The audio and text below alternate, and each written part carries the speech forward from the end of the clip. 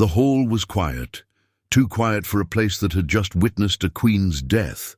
Jon stood over Daenerys's lifeless body, her blood soaking into the snow-dusted stone.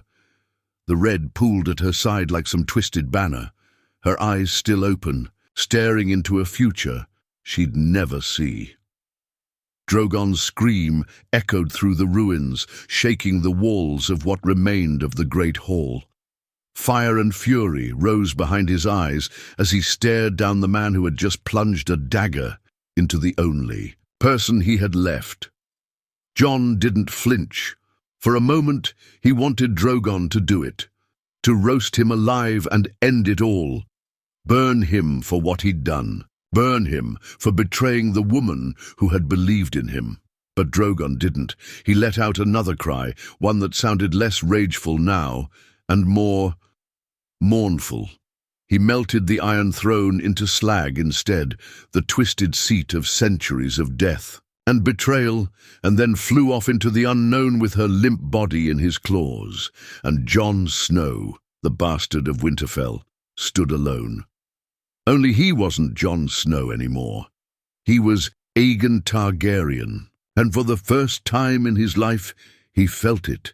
Something inside him cracked open, wide and raw. The cold, honorable voice of Ned Stark that had lived in his head since childhood fell silent. In its place, a new voice stirred, hot, furious, ancestral, fire, blood, legacy. The throne was gone, but the right to rule wasn't. He had Targaryen blood, true Targaryen blood, not diluted, not questioned, son of Rhaegar, heir of Aerys, the last living male of the dragon line. The people would follow him, or they would burn. He walked out into the city streets as ash fell like snow. Tyrion waited at the steps of the Red Keep, hands still bound, eyes hollow. "Did you do it?" he asked, though the answer hung heavy between them. Jon nodded once. "She's gone." Tyrion closed his eyes, almost in relief, but Jon's next words turned his blood to ice. "And now it's my turn." Tyrion looked up sharply. "What do you mean?"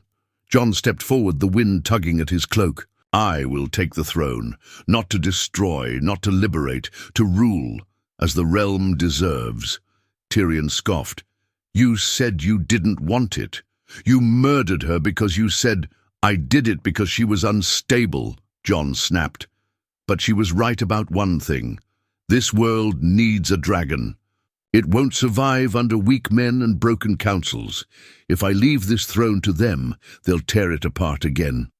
"Jon, no, this isn't you." He paused. "You're right. Jon Snow wouldn't have done this," he said, almost whispering.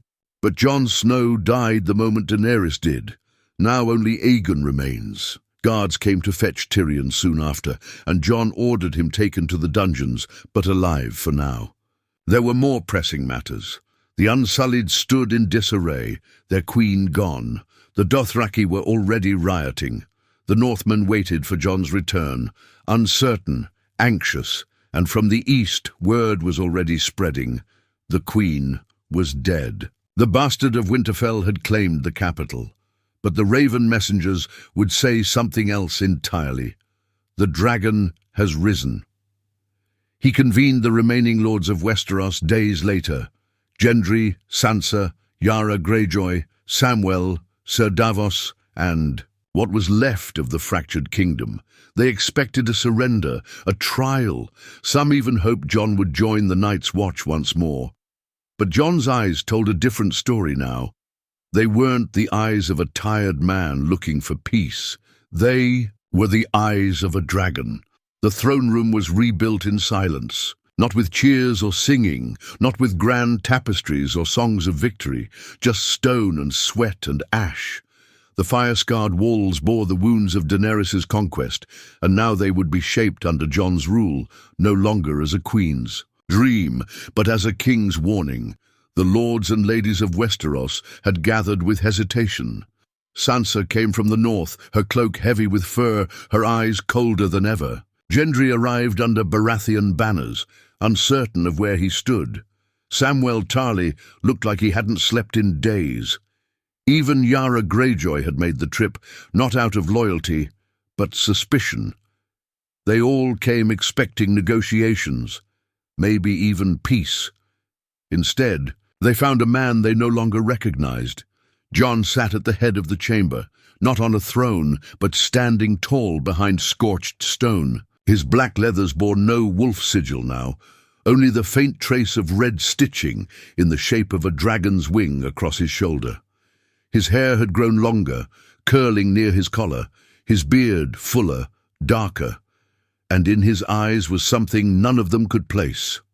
Not madness, not exactly, but something distant, heavy, burned. "I am Aegon Targaryen," he began, and the hall fell into an uneasy stillness.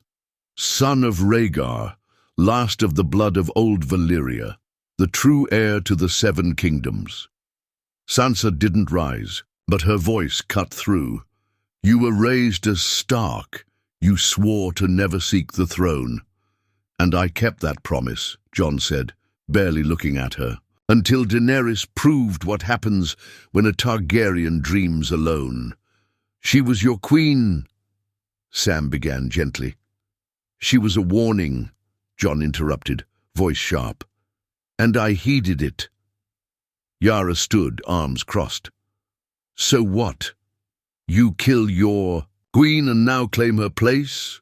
That's not justice, that's murder with ambition." Jon didn't blink. "It's survival." He let that hang for a moment. "You all think you can rule through compromise, that the realm can be held together by broken promises and empty titles. You saw what happened when Daenerys offered freedom. You all spat it back at her. You feared her, and you fear me now." Gendry's voice broke through next. "And what about the people? Will they fear you too?" Jon looked at him directly. "They'll obey. That's all I ask of them.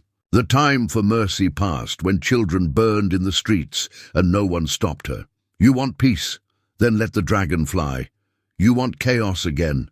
Try and stop me." There was a long pause before Ser Davos, ever the quiet voice of reason, spoke. "You," once said Jon, "that when enough people make false promises, words stop meaning anything.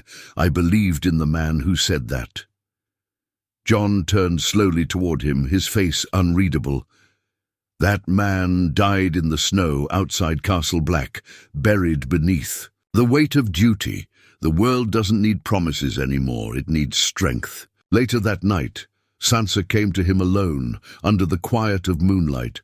Her words were careful, deliberate. She didn't want war, but she saw it in his posture. The same fire Daenerys had carried in her bones. "You're not him anymore, are you?" she asked softly, eyes studying him. "No," he admitted, "and neither are you the girl I once knew." Sansa stepped closer, her voice a whisper.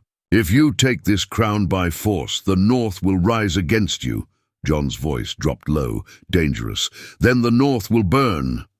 It wasn't a threat. It was a fact, a prophecy whispered through clenched teeth.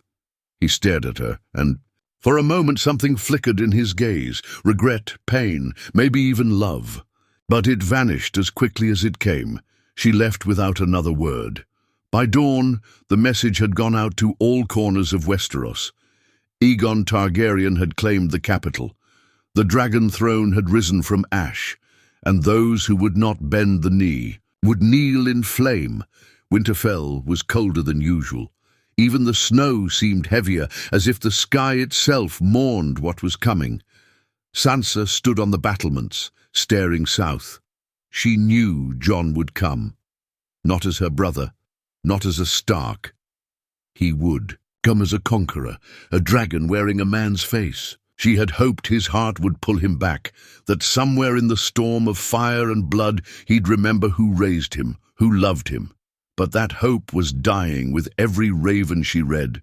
He had already taken Storm's End, demanding Gendry. Swear fealty or face the same fate as the Lannisters before him. Gendry had bent the knee, begrudgingly.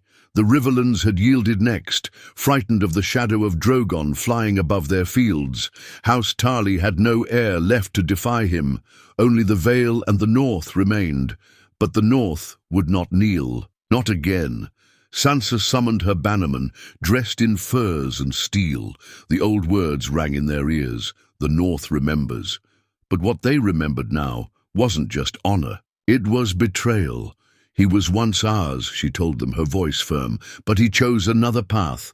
He abandoned the North, burned what we stood for, and now he comes not as a brother, but as a king with fire in his hands. We will not bow to him, not now, not ever. A few hesitated. They still saw Jon as Ned Stark's son, but most nodded, quietly sharpening blades, gathering archers, whispering prayers to gods that had long stopped answering. In the south, Jon prepared as well.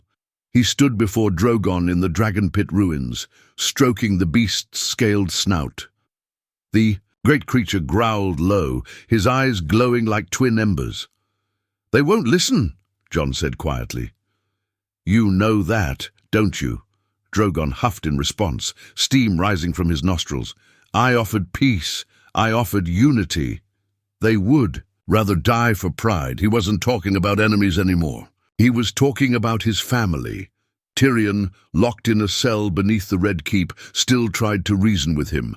Every day he was given water, bread, and another chance to beg Jon for mercy, not for himself, but for the realm. "You don't have to be like her," Tyrion had said. "You can rule without fire. You can be better." "I tried," Jon replied, "and they spat on it." Tyrion's voice grew bitter. "So now what? You become the man they feared she would be?" "No," Jon said. "I become the man they forced me to be." When the horn sounded at King's Landing, Jon climbed Drogon's back. The Unsullied marched behind him, disciplined and unyielding. The Dothraki howled, eager for blood. He wore no crown, no armor of gold or jewels, just black leather, dark as night, with a red dragon emblazoned over his chest. He didn't say goodbye to Tyrion, didn't ask for Sam's advice. Didn't think of Ghost. He only thought of one thing: Winterfell. When Drogon's wings tore through the sky above the north, they all saw him. Children pointed in awe. Soldiers gripped their swords harder. Sansa stood atop the walls, her face pale but defiant. "He came," she whispered, a bitter knot in her chest. The dragon circled once, roaring loud enough to shake the stones, but Jon didn't attack. Not yet. Instead, he landed just outside the gates. He dismounted alone and walked toward Winterfell's walls. The gates remained closed. He stared up at them, his voice carried by the wind. "Sansa Stark," he called. "Open the gates. No blood needs to be spilled." Sansa appeared above, looking down. "There is no Jon Snow here," she said. "Only Aegon Targaryen, and he is no brother of mine." Jon's face remained still. "I don't want to burn Winterfell." "Then don't. You know I can. I know you will." They stared at each other, and for a moment, the weight of everything hung in the still air between them. Childhood memories, shared grief, dead parents, broken dreams. But the silence broke with a single order from Sansa. "Archers, ready." Jon turned away, his voice low. "Then you've made your choice." He climbed back onto Drogon's back, and the dragon rose once more into the dark grey skies of the north. The skies above Winterfell burned orange before the flames ever touched stone. Drogon soared, wings blotting out the dim sunlight, his roar shaking snow from the trees for miles. Below, the northern soldiers stood firm behind the battlements, their faces pale but unflinching. They had seen dragons before, during Daenerys's march, but back then Jon had stood beside them. Now he was the reason for the fire. Sansa stood among her men, dressed in a dark cloak trimmed with white fur. Her hair braided back like the old queens of the north, her eyes cold and resolute. She held no weapon, only her presence, and it was enough to steady the trembling hands of lords who had once feared dragons, but feared betrayal more. "He thinks he can scare us into kneeling," Lord Manderley muttered beside her. "He forgets this is the north." Sansa didn't answer. Her heart was already split, torn between the man she once called brother and the truth of what he had become. The Jon she knew would have never flown over Winterfell with fire in his veins. He would have never worn the Targaryen banner. But the Jon she knew was gone. Drogon circled again, letting out a warning shriek. He didn't breathe fire, not yet. It was a warning, a show of dominance, one last chance. Jon's voice echoed across the fields, amplified by the wind. "Surrender Winterfell, you'll all live." Sansa stepped forward atop the battlements, her own voice rising like ice against flame. "Come down and face us, face me, if you still have any Stark left in you." There was no reply, just the rush of wind as Drogon climbed higher. Then the fire came. It started with the outer walls. Drogon's breath engulfed the towers in roaring flames, melting stone and wood alike. The soldiers inside screamed as the heat tore through the defenses. Arrows flew upward in desperate volleys. Some struck Drogon's hide, but most bounced off harmlessly. The dragon roared in fury. Sansa didn't move. She couldn't. Her heart thudded in her chest as flames licked the sky. The walls around her trembled. Still, she didn't run. She watched, face pale but proud, as her home began to burn. And then the gates shattered, not by dragonfire, but by force. The Unsullied surged forward, silent and ruthless, their spears gleaming with frost. Behind them, the Dothraki poured in like wildfire, shrieking, cutting down anything in their path. The North fought back with everything they had. Steel clashed against spear. Blood painted the snow. The howls of dying men echoed across the courtyard. Every inch of Winterfell became a battleground. The Godswood, the Great Hall, the crypts. It was not a siege, it was a reckoning. In the midst of the chaos, Jon landed Drogon atop the broken tower and stepped down into the smoke. His sword was drawn. Long Claw, the blade of House Mormont, gifted to him when he was still the bastard of the Wall. It looked different in his hands now. He looked different. There was no hesitation in his eyes, no grief, only resolve. He moved through the burning corridors like a ghost of fire, cutting down resistance as he went. His armor bore scorch marks, his cloak tattered. Every man who stood before him fell, not because they were weak, but because they couldn't bring themselves to kill him. He found Sansa in the Great Hall. She was cornered, sword in hand, her dress burned at the edges. Blood on her cheek, not her own. Dead guards at her feet. They stared at each other, breathless, as the flames licked the ceiling above. "You destroyed it," she whispered. "You destroyed our home." Jon didn't lower his sword. "I saved it. From itself." She shook her head, tears cutting lines through ash on her face. "You're not saving anything, Jon. You're becoming what we fought to stop." "I'm becoming what the world needs," he said coldly. She raised her blade, trembling. "If you raise that," Jon warned, "you'll die here." Her voice didn't shake. "Then let the North die free." They rushed each other. The clash of steel rang out louder than the fire. Brother against sister, wolf against dragon.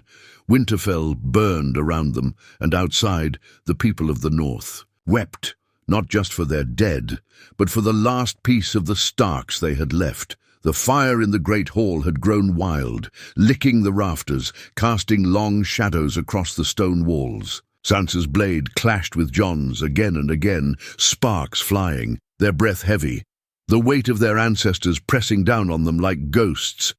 Jon had fought White Walkers. He'd faced the dead. He'd bled for kingdoms that never wanted him.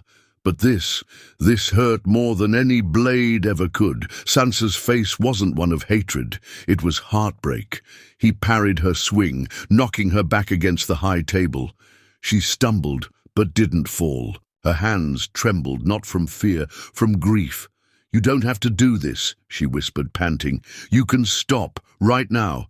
Call off your men. Let Winterfell stand. We can still—" Jon slashed his sword through the air, not toward her, but toward the burning tapestries behind them, slicing them down like rotten memories. "It's too late for that," he said. "You made your choice the moment you raised your banners against me." "I raised them for the North," she hissed, "for the people, for you once. But this isn't ruling, Jon. It's revenge. Jon stepped closer. The flames made his face glow like something out of an old Valyrian nightmare. He looked like a man cursed by destiny, by blood, by dragons. You think I want this? His voice cracked now, not from emotion but exhaustion. Do you think I asked to be born Aegon Targaryen? That I wanted to burn my own home? Then, don't, she cried. Choose a different path, Jon. You were always more Stark than Targaryen. You don't have to be this. Jon's eyes narrowed. That's the problem. Being a Stark made me weak. That cut deeper than his sword ever could. Sansa's expression changed then, not to fear, but cold understanding. Then you really are gone. She struck again, faster this time, fury behind every swing. Jon blocked, dodged, grabbed her wrist and twisted her sword away. It clattered to the ground. In that moment he could have killed her, but he didn't. He stepped back, chest heaving. I'm not here to kill you, Sansa, he said, softer now. I'm here to make sure you never challenge me again. She sank to her knees, not out of defeat but exhaustion. So what now? You throw me in a cell, parade me in chains? No, Jon said. I'm sending you to the Vale. Exile. House Arryn will keep you as their guest. Far from Winterfell, far from politics. You'll live. But your voice. He's here. Sansa looked up at him through smoke and tears. You think the North will stay quiet while you chain its wolf? I think they will, Jon said, turning to leave. After they see what happens when they don't. Outside the great hall, Winterfell lay in ruin. The Godswood had been spared by Jon's command, but most of the other buildings were charred or broken. Dead bodies littered the courtyard, Northmen and Unsullied alike. Drogon stood atop the collapsed gatehouse, growling, blood on his claws. The war was over, the North had fallen, the survivors were rounded up. Lords forced to kneel before Jon as the dragons circled overhead. Some spat at his feet, some swore loyalty out of fear. Most just stood silent, broken. Jon declared himself Warden of the North and King of the Seven Kingdoms. But no one cheered. That night, as Winterfell smouldered beneath the stars, Jon stood alone in the Godswood, staring at the heart tree, its face carved in old blood, its eyes watching him. He remembered his father here, or the man he thought was his father. Ned Stark had brought him to pray, to reflect, to remember that the old gods were always watching. He fell to his knees before the tree. I'm sorry, he whispered. But honor never saved anyone. Mercy never stopped blood from spilling. I did what I had to do. The wind howled through the trees, but the gods said nothing. And for the first time in his life, Jon Snow, no, Aegon Targaryen, felt truly alone. Months passed. Winterfell was rebuilt brick by burned brick, not as a seat of Stark honor, but as the northern holdfast of the Dragon King. Red banners bearing the three-headed dragon replaced the grey direwolves, the old northern lords who survived. The siege was stripped of titles, replaced by men loyal to Jon or terrified of him. In the south, word of Jon's conquest spread like wildfire. Some hailed him as the savior who ended the bloodshed, the only one strong enough to unite the realm. But more whispered of his tyranny, how he burned his sister's castle, banished her like a traitor, and ruled from fear. Samwell Tarly sent raven after raven, begging for an audience. Come to Old Town, Sam wrote. Let us build something better. You don't have to rule through fire. Jon never replied.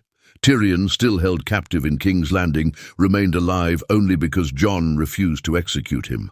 Not out of mercy, out of restraint. But even that restraint was wearing thin.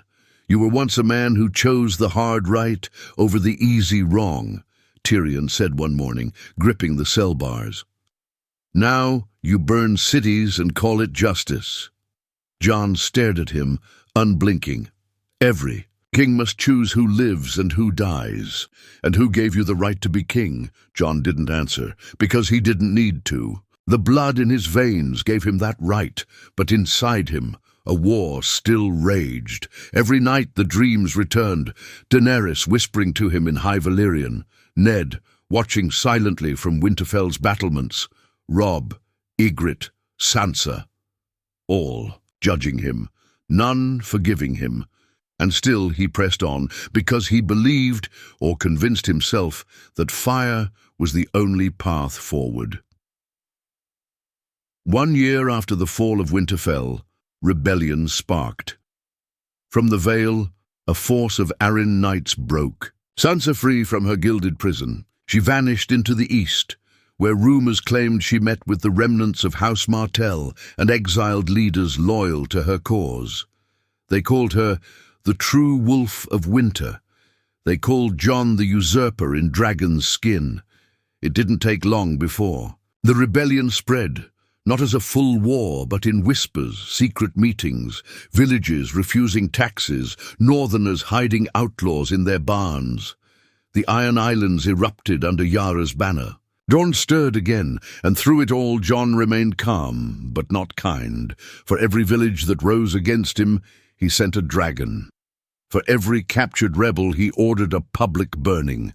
For every noble that questioned his will, he replaced them with someone more obedient. The people feared him more than they feared death, and that suited him. Yet deep down, the fire that once gave him strength now consumed him. He spoke less, slept less, trusted no one. Even Drogon grew restless, leaving for longer stretches of time, hunting alone, circling skies like a god tired of war. In the heart of the Red Keep, Jon sat alone. No small council, no queen, no family, just the ghosts of his choices and the ashes of what he had once protected. It ended, as all Targaryen stories do, in fire and betrayal. Sansa returned to Westeros at last, not with an army, but with an idea. She called a great council. Every remaining noble house was invited. No threats, no violence, just one final chance to decide the fate of the realm with words, not swords. And to everyone's shock, Jon allowed it. He rode south with Drogon, entered the council chambers without guards, and listened. For once, he didn't speak. He just watched as the lords debated. Some praised him, others condemned him. Tyrion, finally released, stood to speak. Power, he said, is a trick, a lie we agree to believe in. Jon Snow believed he could use it to save us, but he became its prisoner instead. Jon said nothing. When Sansa stood, her voice was steady. You were the best of us once, but the fire took you, and now all that's left is a shadow wearing our brother's face. Jon met her eyes, and, for the first time in a long while, he looked tired. He stood. Then kill me, he said. If that's what you want, take the throne, take everything. But Sansa didn't move. Instead, Bran rolled forward in his chair, older now, colder. The wheel must be broken, Bran said, not rebuilt with dragon bone and blood. No more kings, no more thrones. A silence fell, and Jon laughed, low, bitter, hollow. Then what was all this for? Bran met his gaze. To remind the world what happens when power goes unchecked, even in the hands of the purest hearts. They didn't kill Jon, but they stripped him titles, lands, command. He was sent beyond the wall again into exile, this time not as punishment, but mercy. The dragon flew with him. Drogon refused to leave, and in the far north, beyond the haunted forest, Jon Snow, or Aegon Targaryen, vanished into the snow once more. Some say he died there, others say he became something else. The last dragon wandering forever, no longer a king or a bastard or a hero, just a man who burned everything he loved to save a world that never asked him to.